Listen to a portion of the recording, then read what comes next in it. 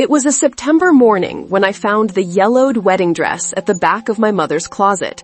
She had passed away 3 months earlier, leaving behind only fragments of memory and objects that seemed to be keeping secrets. The fabric, once as white as snow, now carried the marks of time and of a story I never imagined existed. My fingers trembled as I touched the delicate lace, feeling the weight of decades of silence. My mother, Helen, had always been a reserved woman who spoke very little about her past. My whole life, she raised me alone. She never talked about my father beyond saying that some stories are too heavy to be told. I grew up imagining 1,000 different versions, but never one that involved a wedding dress hidden like a cursed treasure. That discovery tore open wounds I didn't even know I had. Between the folds of the dress, I found an old letter, yellowed with age, written in my mother's careful young handwriting. The words rose from the paper like ghosts from the past. Dear Michael, if you're reading this, it means something went wrong. I can't wait for you at the altar. Please forgive me for not having the courage to face your eyes today.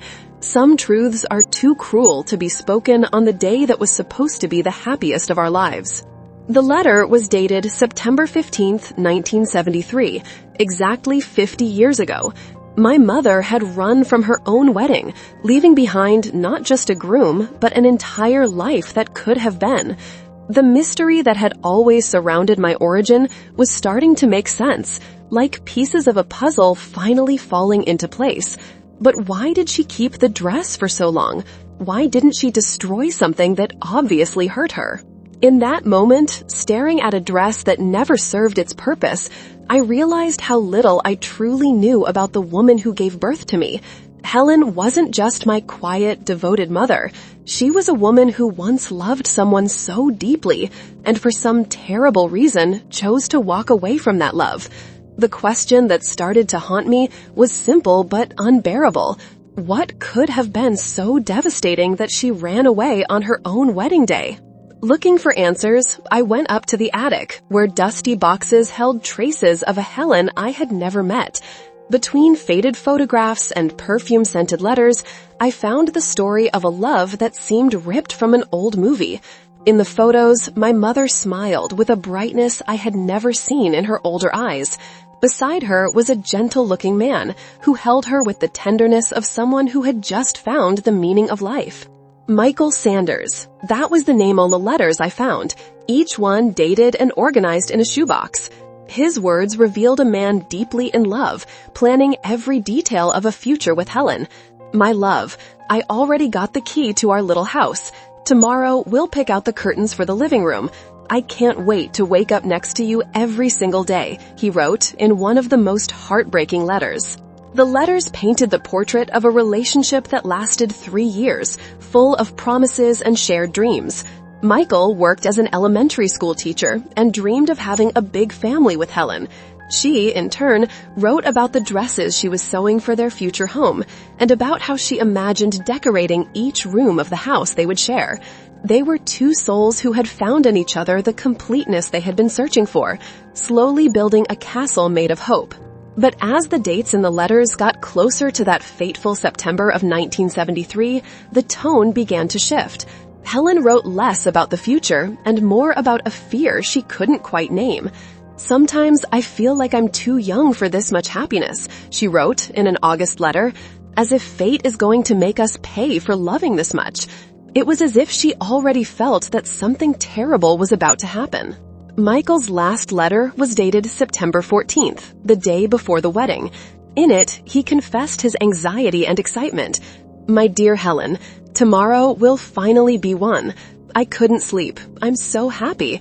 I promise to be the husband you deserve and to protect our love until my last breath. He had no idea those would be the last words he ever wrote to the woman he loved, on the eve of the greatest pain of his life. Among the things I found, there was a folder of medical papers that immediately caught my attention. It had been hidden at the very bottom of the last box, like my mother had tried to bury it as deep as possible. Inside were medical reports dated August 1973, just days before the wedding. My heart pounded as I read each line, trying to understand what had been so devastating for Helen. The truth was harsher than anything I could have imagined. The medical reports showed that my mother had been diagnosed with a rare degenerative condition that, back then, was believed to be hereditary and progressive. Doctors in the 70s were blunt. She should not have children because the disease would be passed on and her life expectancy would be drastically reduced. For a 22-year-old woman, in love and about to get married, that diagnosis was a death sentence for every dream she had built with Michael. In an unsent letter, I found her thoughts from the night before the wedding. How can I condemn you to a life of suffering by my side? How can I take away the big family you've always wanted? Michael deserves a healthy woman, someone who can give him children and grow old with him. I love you too much to be selfish. Her words bled pain and self-denial. You could feel the weight of the sacrifice she had decided to make. The most heartbreaking part was that Helen made that decision alone, without giving Michael the chance to choose. In her tortured, selfless love, she believed she was protecting the man she loved from the pain of watching her fall apart. She didn't know medicine would advance, that new treatments would be discovered, that her condition wasn't even hereditary the way doctors thought at the time. She ran based on the limited knowledge of an era that offered her no hope at all. The cruel irony hit me like a punch. My mother lived to be 81, with a quality of life that completely defied the dark medical predictions of 1973. She could have been happy with Michael. She could have had the family they dreamed about.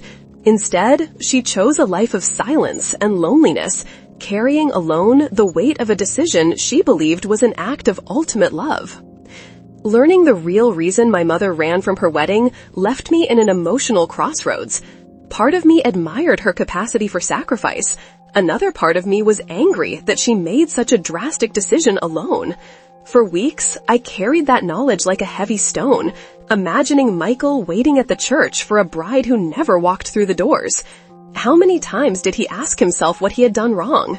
How many nights did he lie awake trying to understand why the love of his life vanished?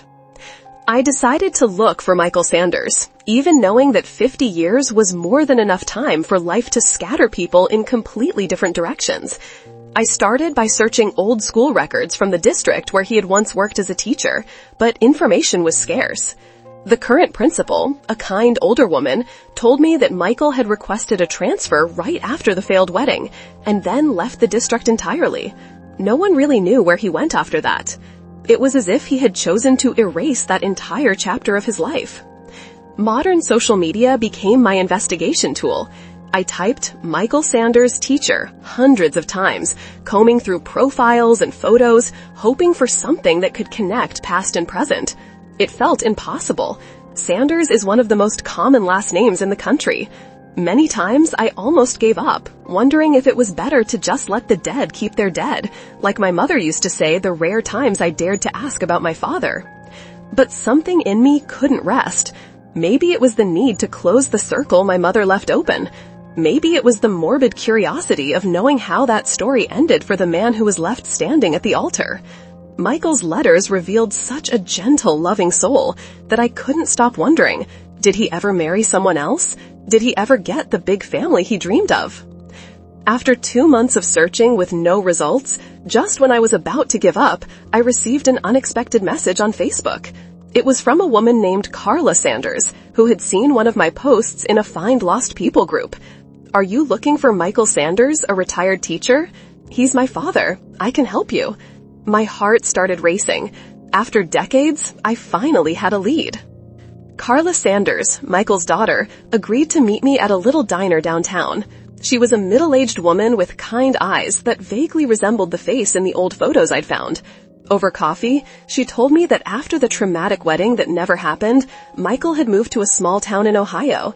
He never talked openly about Helen to his kids, but Carla remembered the few times she had caught him looking at old photographs with a sadness that felt almost sacred. My dad married my mom 5 years later, Carla said. He was a devoted husband and a wonderful father, but we always felt like he carried this old sadness in his chest. Sometimes, especially in September, he'd get quiet. He'd sit outside and just drift. Mom never pushed him about it, but we all knew there was a story he never told. When I told Carla what I had found, the medical reports, the letter, the real reason Helen ran from the altar, she went silent for a long time. Tears filled her eyes when she finally spoke. "That changes everything," she whispered. "My dad always blamed himself. He always thought he did something wrong. He deserves to know the truth, even after all this time." Michael, now 78, lived alone in a small house in that Ohio town. His wife had passed away 10 years earlier. Carla told me he spent his days tending a little garden and reading American history books, keeping himself active despite his age.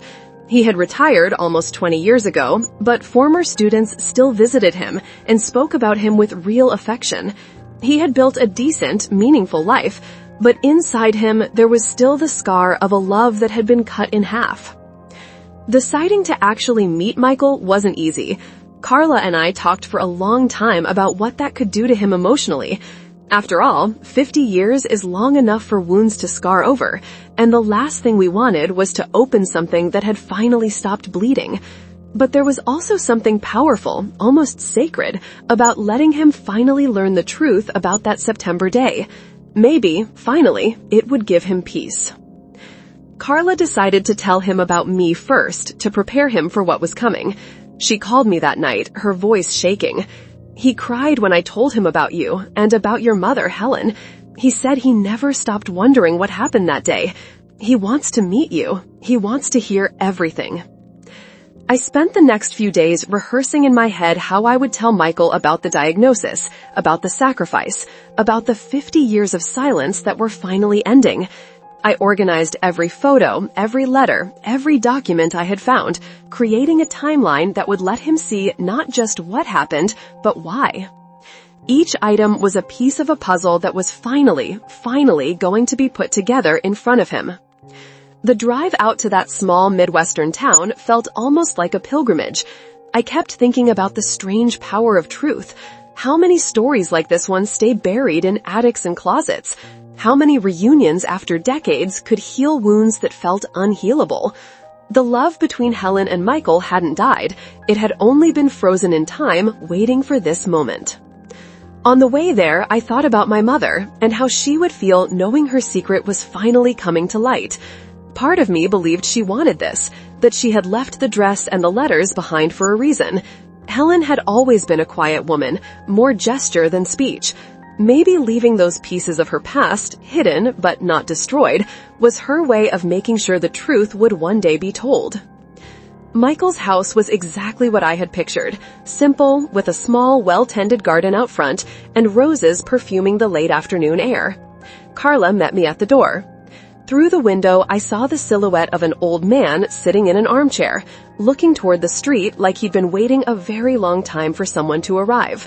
It was him, the man from the photographs, 50 years older, but still with the eyes that had once held my mother like she was the only light in the room. Michael stood up slowly when I walked in, and for a moment we just looked at each other.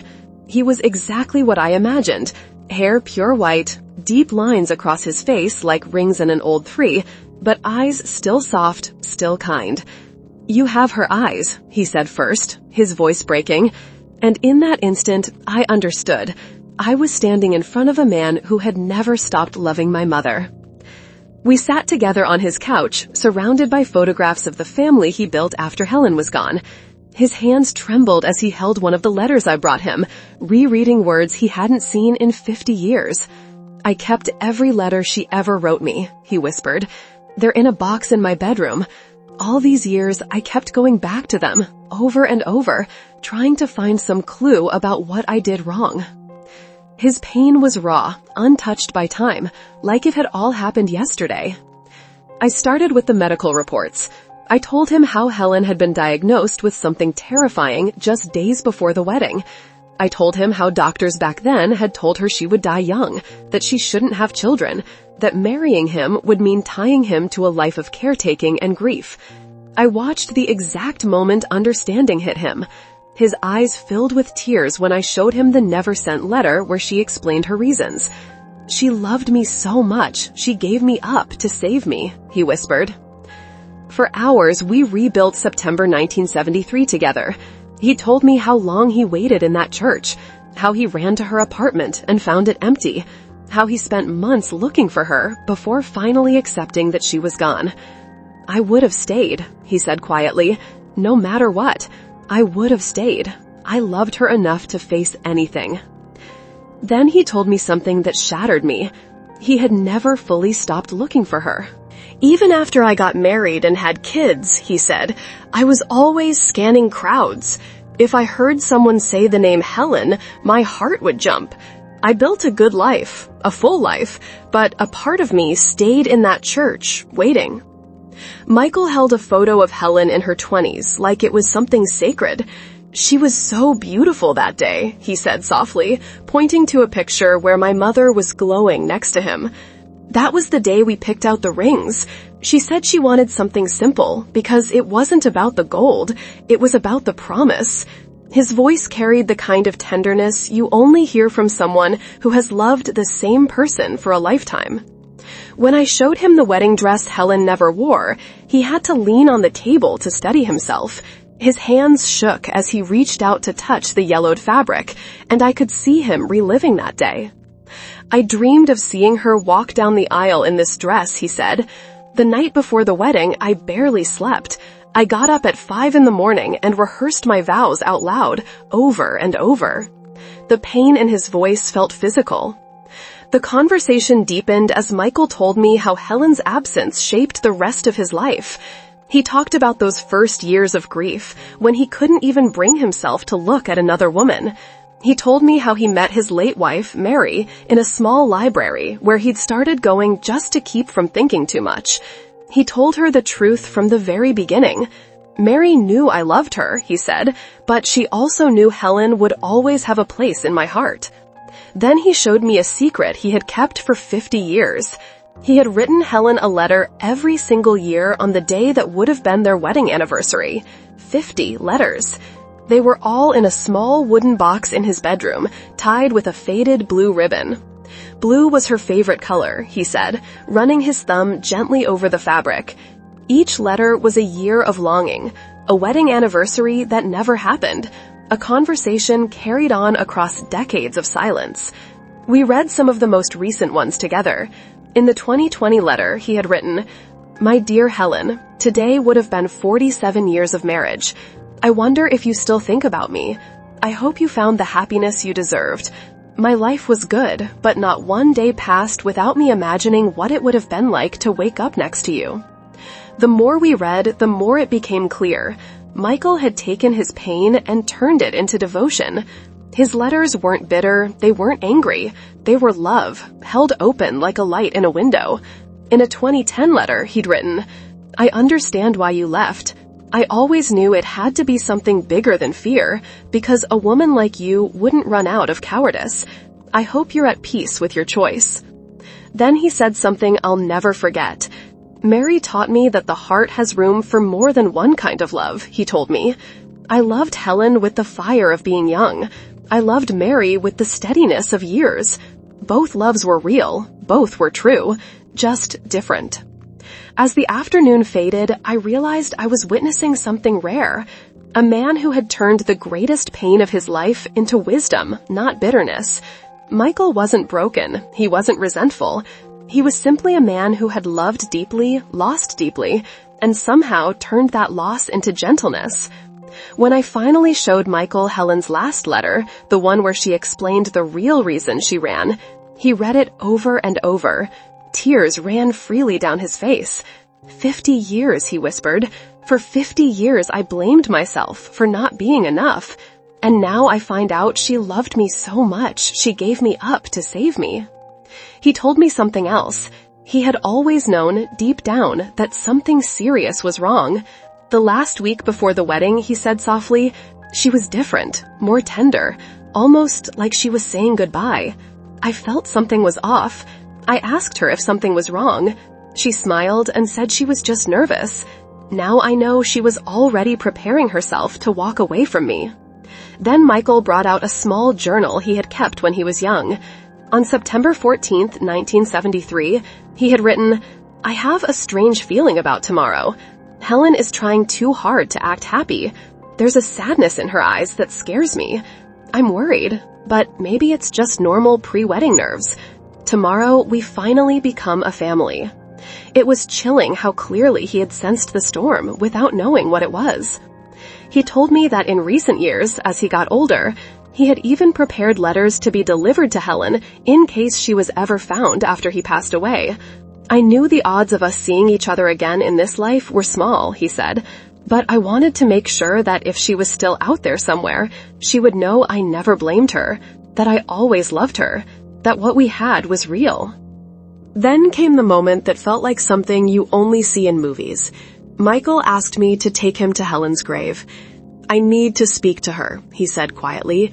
"I need to tell her I understand. I need to tell her I forgive her. I need to tell her I love her even more now that I know what she carried for me." We went on an autumn afternoon, under that soft golden light that makes everything look suspended in time. Michael walked slowly between the rows of headstones until he stopped in front of Helen's simple marker. He stood there for a long time, gathering himself. Then he knelt on the grass and began to speak, his voice trembling but steady. "My love," he said, "I came to tell you that I understand.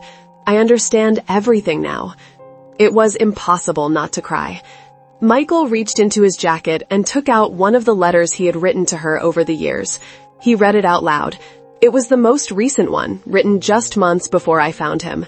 "Helen," he said, his voice almost a whisper, "if you can hear me from wherever you are, I need you to know, you were the great love of my life. It doesn't matter that we were separated by something we couldn't control. What we had was real. It was pure. It was forever." He told her, speaking to the stone as if he were speaking straight into her hands, about the life he lived, the kids he raised, the wife he cared for, the students who still came by to thank him. "I didn't waste the life you gave me when you walked away," he said softly. "I lived it. I honored it. I tried to be a good husband, a good father, a good teacher. You can rest in peace knowing your sacrifice wasn't for nothing." Then he did something that broke me. He placed a white rose on her grave, the same flower she had chosen for the bouquet she never carried. "I brought you one of these every year," he whispered. "Every September, every anniversary that should have been ours. I'd buy a white rose and keep it until it wilted, pretending I was putting it in your hands. I always thought someday, somehow, I'd get to give you one for real." It had been his private ritual for half a century, a promise he kept to a wedding that never happened. Before we left, Michael did one last thing, something I didn't know I needed to hear until I heard it. He forgave her, out loud. "I forgive you for leaving, my love," he said. "I forgive you for not letting me choose to stay with you in sickness.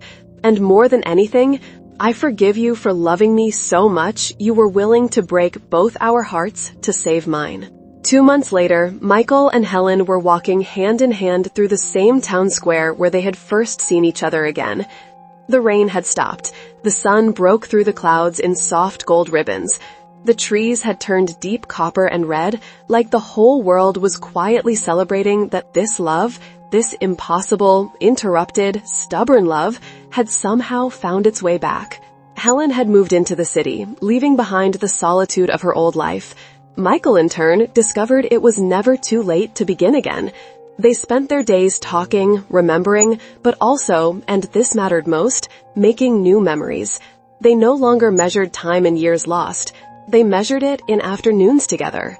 "You know," Helen said one evening as they sat on the same bench where they had once reunited, "I always believed the right people arrive at the right time. Maybe it just wasn't our time 50 years ago. Maybe we had to live everything we lived to get here, to finally be old enough and gentle enough to understand what love really is." Michael nodded. He understood. Real love stories don't always follow the script we expect. Sometimes they disappear for decades and then walk back into your life with silver hair and soft hands, asking for nothing but time. They were living proof that it is never too late for joy. As the sun went down, painting the sky in pink and orange, they stayed there in quiet stillness. Two souls who had found each other, lost each other, and found each other again. Some lives are so extraordinary that they feel like they were written by the stars themselves. And if you have a story like that, a story that still lives inside you after all these years, share it in the comments. Your voice matters here. Your memories matter here. Michael stayed on his knees for a long time, his eyes on Helen's name carved into the cool stone. The wind moved through the flowers. The yellowed wedding dress, now resting over the grave, seemed to glow in the fading light. After 50 years, that love had finally found peace. And as I watched in silence, I understood something I will never forget. Some stories don't end. They just change shape.